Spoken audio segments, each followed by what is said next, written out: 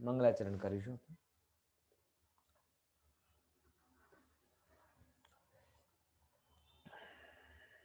नमो अरिहंताणं नमो सिद्धाणं नमो आयरियाणं नमो वज्रायाणं नमो लोये सौवसाहुणं मोक्षमार्गस्य नेतारं वेत्तारं कर्मभूव्रतां ज्ञातारं विश्वतत्त्वानां वन्दे तद्गुणलब्धये वन्दे तद्गुणलब्धये। तत्वार सूत्र की क्लास में अपनी चर्चा 5वें अध्याय पर चल रही है और 5वें अध्याय में आकाश द्रव्य का कार्य हमने समझना चालू किया है। बराबर ना? किसका कार्य? आकाश द्रव्य का। आकाश द्रव्य को बारे में एक बात समझी कि आकाश का काम अवगाहन देना है। क्या करना है? अवगाहन देना। और इसी पॉइंट ऑफ व्यू से ये जो हेतुत्वपना है, हेतुपना क्या कहलाता है, इसके बारे में हमने विस्तार से चर्चा की। ठीक है ना? हेतुत्वपने के अलावा एक और जिस पर चर्चा हमने चालू की थी कि वो शरीर के उपकार क्या हैं, शरीर के उपकार यानी पुद्गल के उपकार क्या हैं। तो हमने ये समझा था कि शरीर, वचन, मन, श्वासोश्वास ये सब पुद्गल के उपकार हैं। दिखाई दे रहा है ना सबको? दिखाई दे रहा है ना कि मेरा चेहरा दिखाई दे रहा है? हाँ जी, हाँ, स्लाइड दिखाई दे रही है ना? चलिए। दिखाई दे रहा हूँ। हाँ। हाँ जी। तो देखा हाँ, सरस। शरीर, वचन, मन, श्वासोश्वास ये सब पुद्गलों के उपकार हैं। बराबर ना? पुद्गलों के उपकार है, इसका क्या मतलब है? कल थोड़ा चर्चा किए थे कि पुद्गल को हाय बापा हे बापा कहकर करते हैं भैया तू चलते रहना, तो वो चलता है। ऐसा कुछ उपकार वाला है क्या कि नहीं जाओ चैरिटी कर रहा हो? बोले नहीं, ऐसा उपकार मतलब नहीं। उपकार का मतलब कार्य हो रहा है और कार्य के नजदीक कुछ ना कुछ निमित्त कारण रहते हैं, उन्हें ही उपकार कहा जाता है। और यहीं से कल हमने थोड़ी सी अन्य चर्चा भी की थी कि सारा जगत ऐसा नहीं समझना कि आपके अटेंशन से चल रहा हो। आपके अटेंशन से कुछ नहीं चल रहा। खासकर आपका, आप थोड़ा सा विचार करके देखोगे, शरीर का तो बिल्कुल क्लियर आप अनुभव कर सकते हैं कि आप यहाँ से यहाँ तक लाने में अटेंशन रखते हो कि खाना स्वादिष्ट हो, जीव भी मक्खी मक्खी वगैरह ना चले जाए, ये ध्यान आप रखते हो। उसके बाद उसकी जो पूरी प्रोसेस होती है उसमें आपका कोई अटेंशन होता है कि अपने आप करता रहता है? बहुत सारे लोग तो खा पी के सो जाते हैं मस्त, और फिर उसके बाद में वो शरीर बिना अटेंशन के भी उससे अपना काम करता रहता है। करता है कि नहीं करता है? अगर आप गंभीरता से आपको अपने हृदय का ध्यान हो चाहे ना हो, तो भी वो धड़कता ही रहता है। आप अटेंशन दो तो भी धड़केगा, नहीं दो तो भी धड़केगा। ब्लड सर्कुलेट होगा ही होगा। आंख, इंद्रिय, हाथ, पैर, ये सब, किडनी, लीवर, ये सब काम करते ही रहते हैं। यानी मैं बहुत गहराई से इस बात को बोलता हूँ, और जब ये बोलता हूँ तो मुझे वस्तु स्वातंत्र की बड़ी महिमा आती है कि हमारे शरीर में जिन पर हम करता, जिनके बारे में हम जानते हैं वो चीजें तो बहुत कम हैं। बराबर? और जिनको हम जानते तक नहीं है, करने की बात तो बहुत दूर रही, वो चीजें बहुत हैं। और वो हैं और अपने आप संतुलित हैं। जैसे एक मुझे भाव भाषण हुआ था, मुझे पता नहीं था कि शरीर में सोडियम भी होता है। तो एक बुजुर्ग की रिपोर्ट में मैंने सुना कि उसको सोडियम भी कम हो गया। तो मुझे पहले नंबर का आश्चर्य किस बात का हुआ, होता भी है? हमें तो ये लगता था कि नहीं होता, लेकिन सोडियम भी होता है, क्या पोटेशियम भी होता है, ना जाने क्या क्या होता है। आपको पता हो तो भी होता है, नहीं पता हो तो भी होता है। आप ध्यान दो तो भी रहते हैं, नहीं ध्यान दो तो भी रहते हैं। मतलब इन सब तत्वों को आपके अटेंशन से कोई लेना देना नहीं है। तो ये सब उपकारी हैं कि नहीं है? बोले हैं, उपकारी हैं।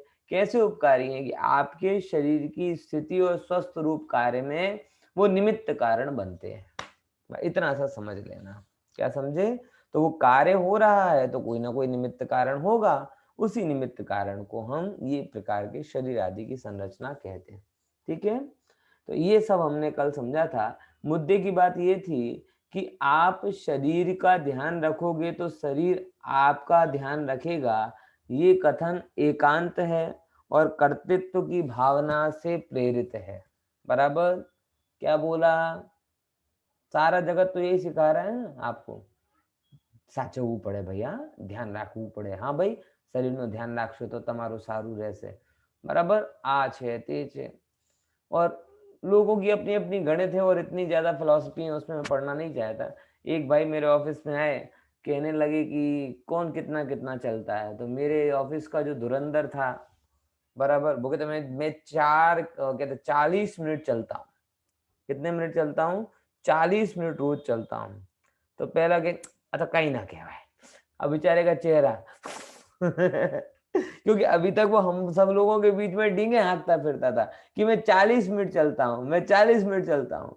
बराबर? और वो भाई आए, अच्छे 84 साल के थे, 80 साल के करीबन, कहीं ना कहवाए ओछा में ओछा 10 किलोमीटर तो चालવું જ જોઈએ। હવે શું કે ઓછામાં ઓછો તો વધારે કેટલો? है? अब बोलो, बाकी हम सब लोग तो डरे सहमे से बैठ गए, भाई अपने तो 1 किलोमीटर नहीं होता है, 40 किलोमीटर 40 मिनट चलने वाला फेल हो गया उनके सामने, तो हम लोग क्या उठेंगे? है? पॉइंट समझ में आया कि नहीं आया? तो ये है, सबकी अपनी अपनी थियरीज हैं। आप फेसबुक यूट्यूब पे खोजोगे तो शरीर को कंट्रोल करने के हजारों डॉक्टर खड़े हो जाएंगे, और वो सब कंट्रोल करने वाले दवाइयां भी ले रहे हैं, वो सब कंट्रोल करने वाले थोड़े टाइम पे मर भी जाएंगे। और जिनको बिल्कुल भी ध्यान नहीं है, ऐसे नवजात शिशु, छोटे बच्चे, जिनको भान ही नहीं है कि खाना क्या होता है ना, उनका शरीर दिन दूना रात चौगुना बढ़ रहा है, बिल्कुल भी ध्यान नहीं है शरीर का। आप कल्पना करके देखो, ये बड़ी गजब बात है। जो जिनको शरीर का रत्ती मात्र भी ध्यान नहीं है, ऐसे बालकों का, शिशुओं का शरीर डे बाय डे, दिन दूनी रात चौगुनी स्पीड से बढ़ता जाता है। और जो 24 घंटे शरीर शरीर का ही विचार करते रहते हैं, उनका शरीर कांस्टेंट जीर्ण जीर्ण जीर्ण होता जाता है। ख्याल में आया कि नहीं आया? क्या बताता है? क्या ये बताता है कि भैया तुम इस प्रकार से काम मत करो, शरीर तुम्हारे हिसाब से नहीं चलता, उसकी आपके शरीर की एक व्यवस्था है, और व्यवस्था के हिसाब से उसका निमित्त कारण बन जाता है, जो भी है। मैंने एक मैसेज कहीं पढ़ा था, सही है कि गलत पता नहीं है, माइकल जैक्सन के बारे में आया था, शायद आपके पास में भी आया होगा, वो व्हाट्सएप यूनिवर्सिटी से तो सब जगह फैल ही जाता है ना। सबसे ज्यादा पेपर लीक कौन सी यूनिवर्सिटी में होते हैं? वहां लीक ही लीक होता है, मेन तो कुछ होता ही नहीं है। तो व्हाट्सएप यूनिवर्सिटी से एक पर्चा मेरे पास में आया था, उसमें लिखा था कि माइकल जैक्सन 150 साल जीना चाहता था। कितने साल? 150 साल जीना चाहता था। और इसके लिए उसने अपने घर में न जाने कितने लोगों को बुला के रखा था कि भाई तेरी किडनी और मेरी किडनी मैच करती है, तो कल के दिन मेरी किडनी फेल होगी तो मैं तेरे किडनी ले लूंगा, तेरा लीवर मेरा लीवर मैच करता है तो वो, मैं ऐसे उसने घर में कितने लोगों को लेके रखा था, सैकड़ों डॉक्टर उसके साथ में थे। उसकी पूरी प्लानिंग थी कि एटलीस्ट 150 साल तक तो मैं जीऊंगा ही जीऊंगा। इतनी सर्जरी, इतनी मेडिकल के ऊपर करवा लिया। हुआ यूं कि 150 तो बहुत दूर की बात रही, 60 भी नहीं बिता पाया बेचारा, 50-55 में निकल गया। ये पता नहीं रियल है कि क्या है, लेकिन ऐसा, और उसमें कोई आश्चर्य की बात नहीं, जिस तरीके से उसने अपने शरीर के साथ छेड़खानी की थी, ऐसा कोई बुरा अभिप्राय उसके अंदर में आ गया हो तो कोई बहुत बड़ी बात नहीं है। लेकिन हुआ क्या, और जिनको पता भी नहीं रहता है, ऐसे लोग आराम से गांव के, जिन्हें अपना बर्थ डेट भी पता नहीं है, वो लोग 100-100 साल जी जा रहे हैं। इसीलिए समझना कि भाई ये व्यवस्था थोड़ी अलग है। ये मैं शरीर का ध्यान रखूंगा तो शरीर मेरा ध्यान रखेगा, ये मोह मिथ्यात्व और कर्तृत्व से प्रेरित बात है। बराबर? आपको इस पर भरोसा करने की बजाय मैं मेरी आत्मा का ध्यान रखूंगा, और आत्मा के ध्यान से शरीर का जो होना होगा सो हो जाएगा, मुझे उसकी चिंता नहीं है। ये श्रद्धान हमको आपको अपने अंदर में बिठाना चाहिए। बात समझ में आ रही कि नहीं आ रही? हाँ। समझ लेना भैया, आपके अटेंशन से शरीर सही नहीं चलता, ये तय बात है। आपके पुण्य के उदय से वो सहज व्यवस्था होती है और वही चलती है। देखो आगे अपन चलते हैं, लेकिन ये बात आपको लगती है कहने मात्र की, और डॉक्टर की बात लगती है विज्ञान, तो डॉक्टर का लगता है विज्ञान और भगवान का लगता है अज्ञान, तो कैसे मेल पड़ेगा? है, समझ में आया कि नहीं आया?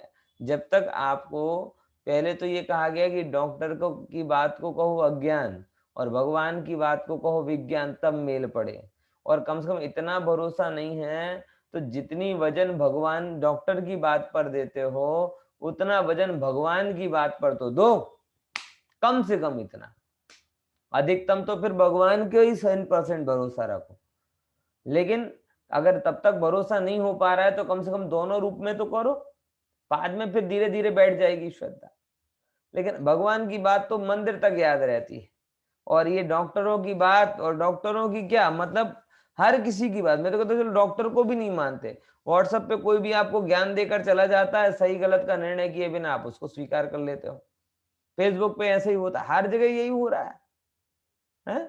तो ये तरीका ठीक नहीं है भाई साहब। चलिए अपन चलते हैं आगे, पुद्गल का उपकार और आगे समझते हैं और क्या क्या है। तो शरीर 5 प्रकार के होते हैं, हमें पता है कौन कौन से शरीर होते हैं 5 प्रकार के। चलो बोलो, पूछ लेते हैं, कौन उत्तर देगा?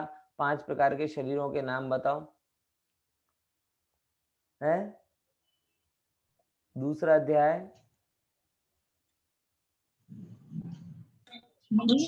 हाँ बोलो सबसे वालों। औदारिक, हाँ वैक्रियक, आहारक, हाँ, तेजस અને कार्बन। बहुत सरस, फाइनल, सरस। 5 अपन ने दूसरा अध्याय है। मैंने बार बार ये भी कहा है कि पहले जब 10वीं अध्याय को पढ़ाता था और तब पूछता था तो लोग कहते थे ये तो बहुत पुरानी बात है, 10 साल पुरानी बात तत्वार सूत्र में, बराबर, क्योंकि तत्वार सूत्र में दूसरा अध्याय बहुत पहले चला था मंदिर में, 6-7 साल पहले, लेकिन अभी रिवाइज कर रहे हैं तो अभी तो याद होना चाहिए, है ना। और ये तो तत्वार सूत्र में नहीं, बारंबार हमने चर्चा में लिए, अलग अलग जगह चर्चा में लिए, तो याद रहना चाहिए। फिर देखो, फिर क्या कहते हैं, 3 प्रकार के वचन, वचन 2 प्रकार के, कौन कौन से? भाव वचन, द्रव्य वचन, भाव वचन, द्रव्य वचन। और ऐसे मन भी 2 प्रकार का, भाव मन और द्रव्य मन।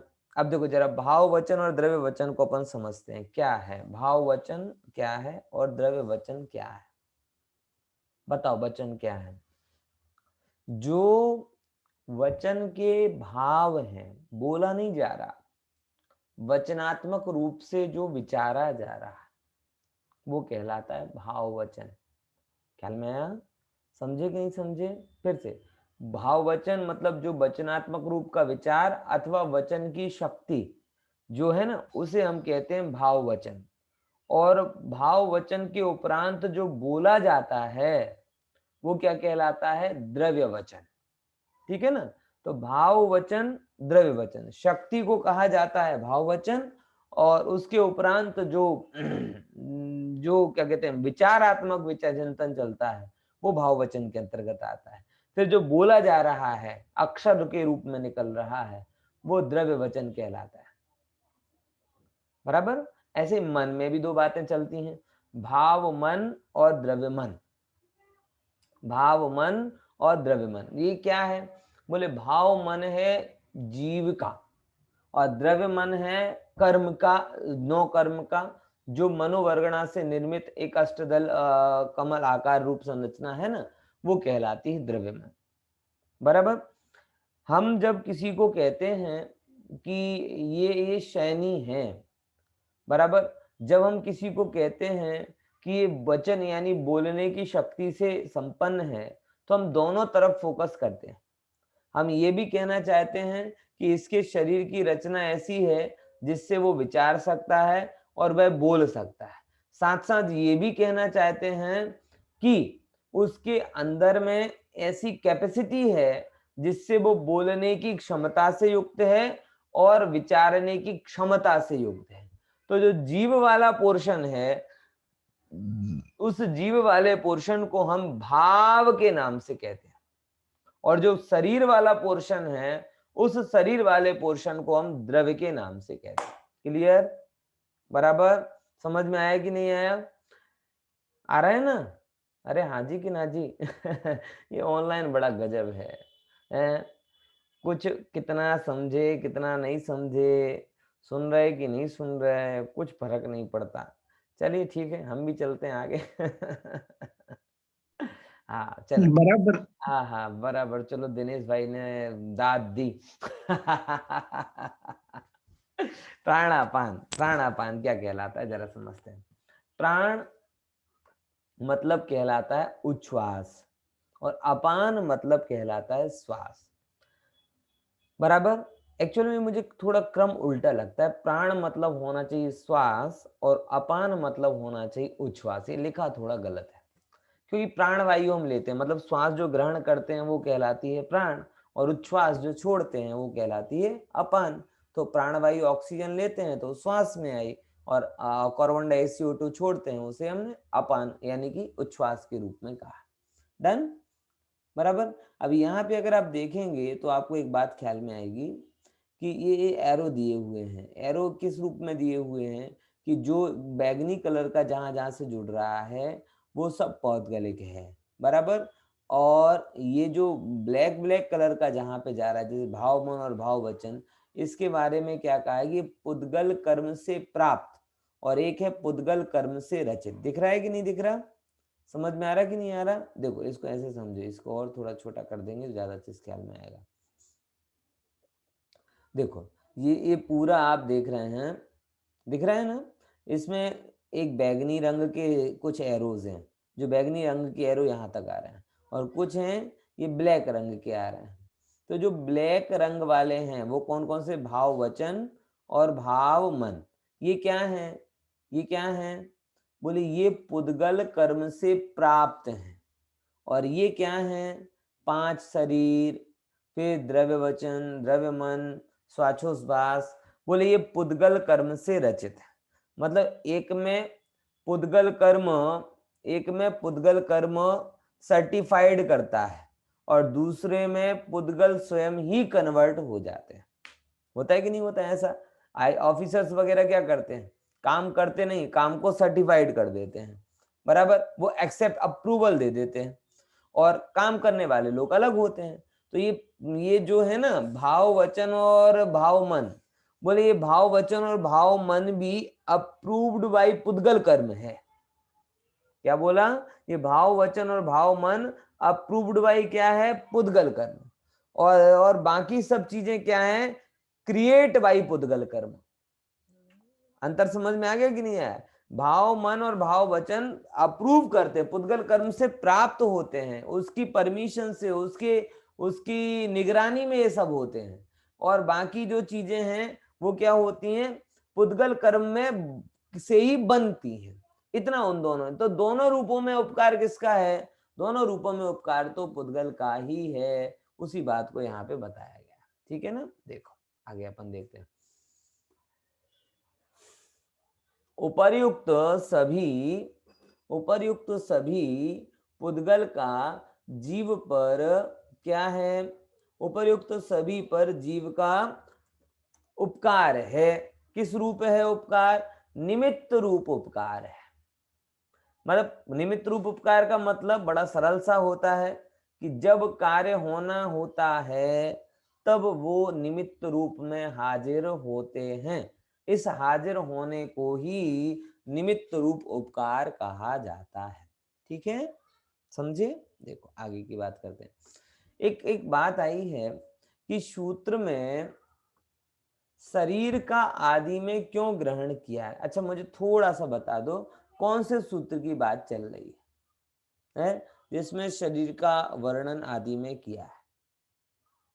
सूत्र नंबर बोलो, स्लाइड के बिना बोलो। 19। हाँ, क्या है सूत्र का नाम? स्वरूप क्या है? शरीर वांग मनः प्राणः पानः पुद्गलानाम। ओके, ये सूत्र चल रहा है, भूल ना जाना, है ना? तो जब ये सूत्र है 19 नंबर का, इस सूत्र में शरीर को आदि में क्यों लिया गया है ये प्रश्न किया है। तो उसका खुलासा करते हैं। देखो सूत्र में शरीर का आदि में क्यों ग्रहण किया है, कारण बताते हैं कि भाई वांग मना वो सब हैं, लेकिन उसका आधार क्या है? बोले शरीर है। शरीर होगा तो वचन होंगे, शरीर होगा तो मन होंगे। ये मन और ये सब शरीर से ही तो प्राप्त हो रहा है। इसीलिए ये वचन की प्रवृत्ति हो वो किसके माध्यम से होती है? शरीर के माध्यम से ही होती है। इसीलिए शरीर को आदि में ग्रहण किया गया है। मन देखो, और दूसरी बात बोले, मन की भी सेम बात है। शरीर होगा मतलब आप ये ऐसे समझो कि इसका जो प्रोसेसिंग है ना, ये इसका मन है। अब अगर मोबाइल होगा तो उसका प्रोसेसर होगा, तो इसके अंदर में वो ईयरफोन होगा, स्पीकर्स होगा। मोबाइल ही ना हो तो प्रोसेसर और स्पीकर कैसे काम करेंगे? तो कभी भी जब हमें मोबाइल के पार्ट को गिनाना पड़ेगा, सबसे पहले क्या बोला जाएगा? Mobile, then processor, then speaker वगैरह वगैरह। तो स्वाभाविक रूप से सबका आधार जो है उसे ही सबसे पहले बोला जाता है। तो भाई है, इसके सारे अंगों पांगों का आधार क्या है? ये मोबाइल का बाहर का स्ट्रक्चर है, तो बस उसे हमने सबसे पहले लिया है। सीधी सी बात, क्लियर ना? देखो आगे बढ़ते हैं। शरीर का के बाद वचन का क्यों ग्रहण किया? अब ये अलग बात है, क्योंकि शरीर पहले बोला वो अच्छी बात है, तो शरीर शरीर के बाद वचन को क्यों लिया? मन को ले लेते, ज्यादा पावरफुल है, हैं? तो कहते हैं भैया मन पावरफुल है, वो तो बात आपकी सही है, लेकिन मन क्या है? ये ज्ञान भी तो बचा नहीं कराते, कराते कि नहीं कराते है? आप सोचो कि मन के बारे में हम कुछ बताएं नहीं कि मन का क्या फंक्शन है, कैसे काम करता है, कैसे नहीं करता, तो क्या आपको पता चलेगा? तो मन का ज्ञान कराने वाला भी कौन है? वचन। इसीलिए सबसे पहले लिया शरीर, उसके बाद में लिया वचन, कि वचन के माध्यम से अब हम मन को समझते। फिर तीसरे नंबर पे किसकी बात आई है? मन की बात आई है। देखो एक सुंदर बात मुझे इससे याद में आती है कि हमें जीवन में भी थोड़ा विचार करना चाहिए ना। तीनों पार्ट्स हमारे पास में, शरीर भी है, वचन भी है, मन भी है, लेकिन हम मात्र और मात्र मन का विचार करते है कि नहीं? सोचो जरा क्या कहना चाह रहा हूं। डॉक्टर्स बोलते हैं कि ऐसी चीजें मत खाओ जो आपके शरीर को बिगाड़े, बराबर? अधिक ठंडा पानी मत पियो, अधिक तेल मसाले, fast food, dry food, junk food मत खाओ। हजारों चीजें हैं जो डॉक्टर बोलते हैं, और धर्म तो पहले से बोले ही रहा है, लेकिन हमारा मन क्या बोलता है? ना, आवा दो, ठपकारो है। तो आप वचन को थर्ड नंबर पे जिस चीज को रखा है, हम उसे प्राइमरी लेवल पे रख देते हैं। और जब से आपके पाप और आपके कार्य आपके शरीर से फैलकर आपके मन तक पहुंच गए, तब से उनमें अनंतता आ गई। अगर आपके पाप और आपके कार्य मात्र शरीर तक सीमित होते, क्या बोल रहा हूं, समझ में आ रहा कि नहीं आ रहा? अरे पशु है ना, हिंसक में हिंसक पशु हो, हिंसक में हिंसक पशु हो, तो भी वो मन के अधीन ऐसे नहीं चलता। कहते हैं कि शेर है ना, शेर जब शिकार करने आता है तो सब भाग जाते हैं, सब भाग जाते कि नहीं जा भाग जाते। लेकिन अगर उसने एक हिरण को मारकर खा लिया तो बाकी सब हिरणों को भरोसा हो जाता है कि अब चिंता की बात नहीं, अब वो शेर आराम से पड़ा रहेगा, वो उसके बाजू से निकल जाएंगे तो भी नजर उठा के नहीं देखेगा। क्यों है? बोलो, सच बता रहा हूं, ये रियल घटना है। ज्योग्राफी वगैरह हम बताते हैं ये सब चीजों को, कि एक बार अगर शेर ने शिकार कर लिया तो उन वन्य पशुओं को पता है इसका आज का कोटा पूरा हो गया और ये आदमी नहीं है।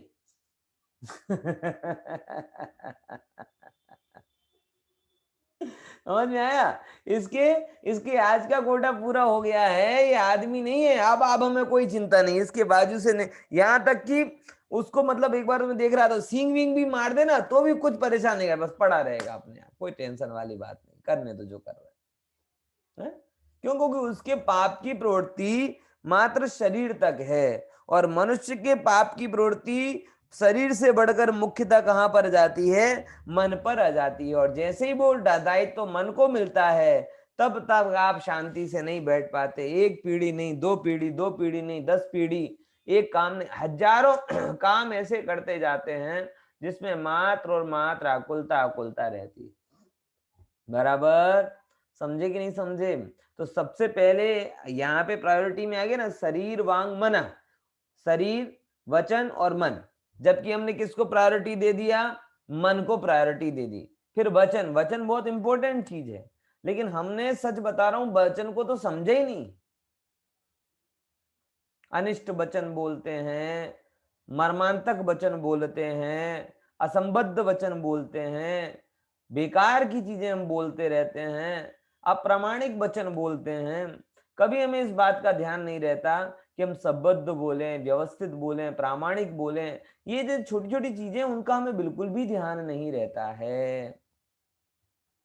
इसीलिए और बस मन में अगर अपन कहते हैं ना बहुत सारी अपनी बातें हैं कि जब तक मगज कंट्रोल में है तब तक वचन कंट्रोल में है ना, और एक बार मगज गया तो फिर वचन का कोई ठिकाना रहता नहीं है। बोलो हाथ उठाओ किन किन को ऐसा होता है?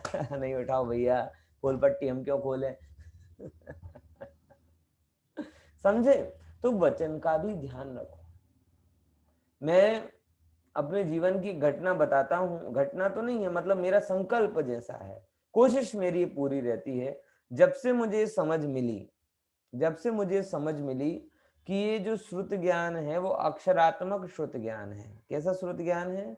अक्षरात्मक, माने एक एक अक्षर क्या है? जिनवाणी के अंश हैं। तब से मेरा ये प्रयास बुद्धिपूर्वक रहता है, बुद्धिपूर्वक रहता है। कई बार असफल भी हो जाता हूं, लेकिन प्रयास ये रहता है कि इस मुंह से एक शब्द भी व्यर्थ ना निकले, पापमयी ना निकले, कषायमयी ना निकले, किसी दूसरे के मन में संसार का आकर्षण बढ़े ऐसा ना निकले, बस वीतरागी सर्वज्ञ भगवंतों की वाणी की प्ररूपण करने वाला निकले, ऐसा बारंबार प्रयास रहता है। कई बार सफल भी होता हूं, कई बार असफल भी होता हूं प्रमाद के कारण, लेकिन जैसे ही असफल होता हूं पता चलता कि नहीं नहीं ये काम अपने जैसा नहीं है, ये अपने योग्य नहीं है। वचनों की गरिमा को समझना चाहिए। मौन रहना श्रेष्ठ है, लेकिन व्यर्थ बोलना कहीं से भी अच्छा नहीं। बराबर, समझ में आया कि नहीं आया? इसीलिए इस चीज को विचारते हुए सब लोगों को ये समझना चाहिए कि व्यर्थ नहीं कहो, सार्थक का शब्द कहो। क्यों?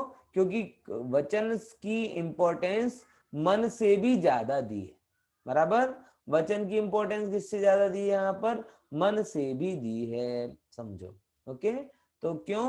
क्योंकि वचन ही पुरुष की हित में प्रवृत्ति कराते हैं, और हित में ही नहीं, अगर आप किसी से अहित में भी कराओगे तो वही प्रवृत्ति वचन के माध्यम से होती है। समझ में आया कि नहीं आया? तो हित की प्रवृत्ति और अहित की प्रवृत्ति, दोनों प्रवृत्तियों में कारण कौन बनता है? वचन। इसीलिए शरीर के उपरांत किसको लिया? वचन को लिया। अब देखो, मन को वचन के बाद क्यों ग्रहण किया, उसका लॉजिक देते हैं कि जिसके वचन होता है उसके ही मन हो सकता है। क्या बोला? जिसके वचन होता है उसी के मन हो सकता है। वचन के बिना मन कैसे होगा?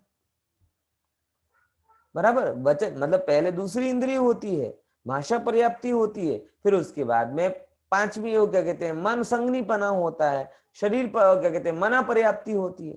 यानी सबसे लास्ट में सबसे पूर्ण होने वाली चीज कौन सी है? मन है। इसीलिए उसको तीसरे नंबर पे रखा है। देखो, अब आगे का बताते हैं। शरीर वांग मना हो गया, फिर लास्ट में क्या बोला? स्वाचो प्राणापाना, कि सर्व संसारी जीवों का कार्य होने से, कार्य है ना, कार्य जो कांस्टेंट चलने वाला कार्य है, वो कार्य होने से अंत में किसको ग्रहण किया? स्वाचोश्वास को ग्रहण किया है। किसको ग्रहण किया? स्वाचोश्वास, प्राण उच्छ्वास को ग्रहण किया है, प्राणापान को ग्रहण किया है। देखो, एक और चीज इसके बारे में बोलना चाहता हूं कि श्वासोच्छ्वास वैसे तो पौद्गलिक क्रिया है, लेकिन ये एक अत्यंत सावधानी पूर्वक किए जाने वाला कार्य है। मेरे पालड़ी मंदिर वाले सब जानते होंगे कि मैं बीच में 10 दिन के लिए विपश्यना करने गया था। बराबर, और विपश्यना में क्या कराते हैं? एक ध्यान की निर्दोष पद्धति है, जिसमें मात्र आपकी श्वास और उच्छ्वास पर ध्यान कराया जाता है, और कोई मंत्र नहीं, कोई देव नहीं, कोई देवता नहीं, कोई तंत्र नहीं, कोई विधि नहीं। मात्र और मात्र इतना सा बोला जाता है कि आप 3 दिन तक तो एक ही क्रिया कराते हैं, आनापान क्रिया बोलते हैं। 3 दिन तक, हाँ, 3 दिन तक 9-9 घंटे तक हमें ध्यान में कराया जाता है। और क्या कराया जाता है कि श्वास को देखो, आ रही है, जा रही है, आ रही है, जा रही है, आ रही है, जा रही है। अब ये जब हम पहली बार जाते हैं तो हम लगा, ये क्या काम दिया? अरे ध्यान करवा रहे हैं, कोई बड़ा काम करवाओ, इस मंत्र का ध्यान करो, उस मंत्र का ध्यान करो। हमें बड़ी बचकानी सी चीज लगती है कि श्वास को देखें, ये आ रही है, जा रही है, आ रही है, जा रही है। लेकिन आपको ये जानकर आश्चर्य होगा, और सबका, कि उनमें एक और कुछ नहीं बोलते, बस देखो जानो, देखो जानो, देखो जानो। जो अपने ज्ञायिक भाव की साधना है, साक्षी भाव की साधना है, वही है। लेकिन अवलंबन किसका दिया? श्वास का दिया।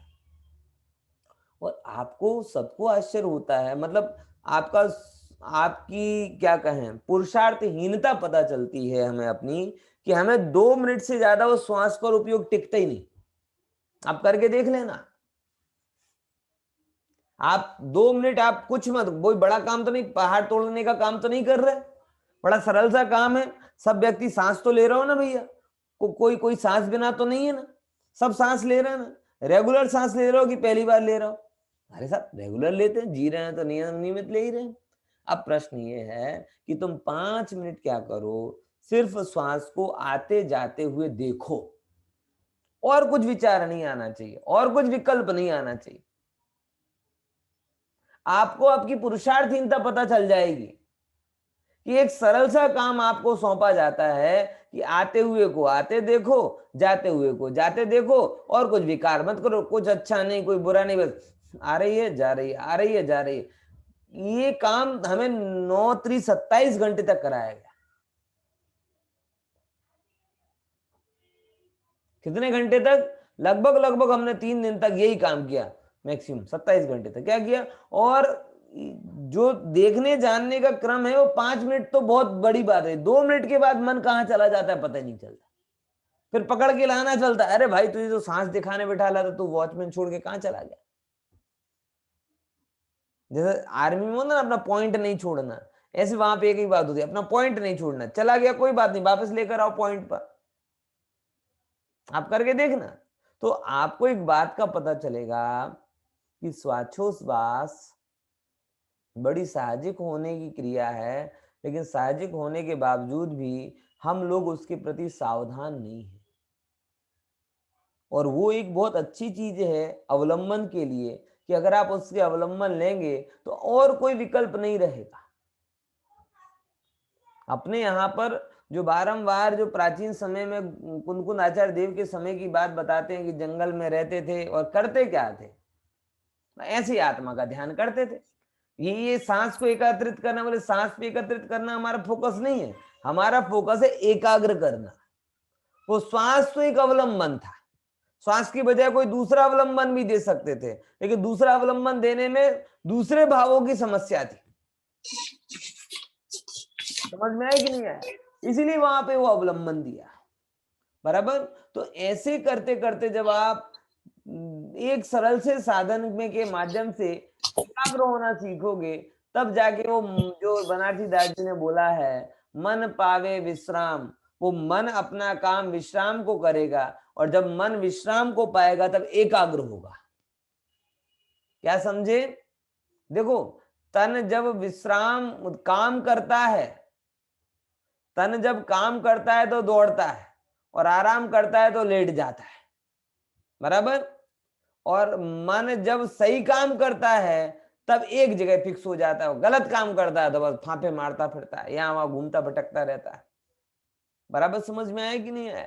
ये इसका तो श्वासोच्छ्वास एक बड़ी इंपॉर्टेंट क्रिया है, जीव की प्राणवायु से संबंधित। अगर आप कभी लिटरेचर में जाएंगे, किसी यूनिवर्सिटी में पढ़ेंगे, तो आपको श्वासोच्छ्वास के ऊपर सैकड़ों किताबें मिल जाएंगी, कि हम पूरी जिंदगी सांस लेते हैं, लेकिन कैसे सांस लेना चाहिए हमें पता ही नहीं। मैं अभी इस विषय पे नहीं जा रहा, तत्वार सूत्र का वो हमारा टॉपिक भी नहीं है, लेकिन आप किसी भी लाइब्रेरी में जाकर आप केवल नॉर्मल पूछना, आप गांधी लाइब्रेरी, विद्यापीठ की लाइब्रेरी में जाओ, गुजरात यूनिवर्सिटी की लाइब्रेरी, किसी भी लाइब्रेरी में जाओ, आपको वहां पर श्वासोच्छ्वास संबंधी सैकड़ों किताबें मिल जाएंगी, और आप उसकी किसी भी एक स्टैंडर्ड किताब को पढ़ेंगे तो आपको पता चलेगा कि जिंदगी भर सांस लेने के बावजूद भी हम आज तक सांस लेने का तरीका भी नहीं पता। श्वास जैसी सामान्य चीज के बारे में भी हमें पता नहीं है। ख्याल में है कि नहीं है? ऐसा है भाई साहब। चलिए थोड़ा आगे बढ़ते हैं। अब एक और बात आती है, बोले ये सब तो हुआ, ये सब तो हुआ, अब आगे क्या करते हैं, बोले और क्या क्या उपकार है पुद्गल के। तो 20वें नंबर का सूत्र आता है, सुख दुख जीवित मरणोपग्रहास्य। बोलिए, सुख दुख जीवित मरणोपग्रहास्य। हाँ, सुख दुख मरणोपग्रहश्च और मरण, ये चार क्या हैं, पुद्गलों के उपकार हैं। देखो यहां पर भी क्या शब्द लिया है, उपकार हैं। मतलब सुख देना तो उपकार है ही, दुख देना भी उपकार है, जीवन देना तो उपकार है ही, मरण करना वो भी उपकार है। अब जो लोग उपकार की व्याख्या ऐसी करते हैं कि उपकार मतलब परस्परोग्रह जीवानाम, एक दूसरे को देख का उपकार करना चाहिए, भला करना चाहिए, और भला करने के नाम पे अहंकार पोषित करते हैं, उनकी ये बात बताना चाहेंगे। तत्वार्थ ये लोगों ने स्लोगन बना दिया, आपको पता हो चाहे ना हो। आपने क्या कहते हैं, जब भी कभी तत्वार्थ सूत्र की चर्चा चलती है तब इस पर हमने तो 3 लोग के चिन्ह में भी बना के रखा है, आपको पता है 3 लोग का जो चिन्ह है उसमें जो मंत्र लिखा है वो क्या लिखा है, परस्परोग्रह जीवाना, कि एक को दूसरे का उपकार करना चाहिए, और हम उपकार के नाम पर हेल्प करना चाहिए, हेल्प करना चाहिए। तो हेल्प के नाम पर अहंकार होता है, ये होता है, वो तमाम चीजें होती है। वो उपकार सब वो अपनी व्याख्या कर रहा है, सूत्रकार की व्याख्या नहीं कर रहे, क्योंकि सूत्रकार उपकार का मतलब हेल्प नहीं कर रहे, क्योंकि हेल्प करना होता तो मरण को भी उपकार थोड़ी कहते। किसी को मार के तुम थोड़ी बोलेगे देख भाई तेरे को बड़ा उपकार किया, एक लाफा लगाया दुखी किया, बोले देख तुझे उपकार किया, तेरे ऊपर उपकार किया। नहीं तो पूछ लो, सूत्रकार कह रहे हैं दुख देना भी उपकार है, मारना भी उपकार है, लिखा है देखो, सुख दुख जीवित मरण उपग्रहास्य, कि सुख भी उपकार है, दुख भी उपकार है, जीवन भी उपकार है, मरण भी उपकार है, सब उपकार हैं। तो मतलब क्या है उपकार का, उपकार का मतलब हेल्प नहीं है, उपकार का मतलब निकट रहकर कार्य करना है। उसी की व्याख्या यहाँ पर बताएंगे। देखो सुख मतलब साता वेदनी का उदय होने पर जीव की प्रसन्नता में कौन कारण बनता है, पुद्गल द्रव्य। असाता वेदनी का उदय होने पर जीव कोई दुखी में कौन कारण बनता है, पुद्गल द्रव्य। आयु कर्म के रहने पर जीव के जीवन में कौन कारण बनता है, पुद्गल द्रव्य। आयु कर्म का उच्छेद होने पर जीव के निधन में कौन कारण बनता है, पुद्गल द्रव्य। यानी ये 4 दशाएं जो कर्म के निमित्त से होती हैं, वो पौद्गलिक परमाणुओं के द्वारा हम उनमें सुख दुख जीवित मरण का उपचार करते हैं, और उसमें कौन कारण बना, पुद्गल द्रव्य कारण बना। इसीलिए हमने